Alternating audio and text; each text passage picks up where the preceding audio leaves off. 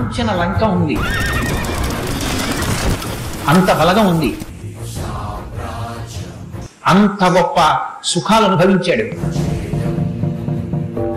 10 తలకాయలు ఉన్నాయి, గొప్ప తపస్సు ఉంది, ఈశ్వరుడి యొక్క అనుగ్రహాన్ని పొందాడు, పరమేశ్వరుణ్ణి సాకారంగా దర్శనం చేశాడు, పుష్పక విమానం ఎక్కి ప్రపంచమంతా తిరిగాడు. చిట్ట చివరికి ఏమయ్యాడు?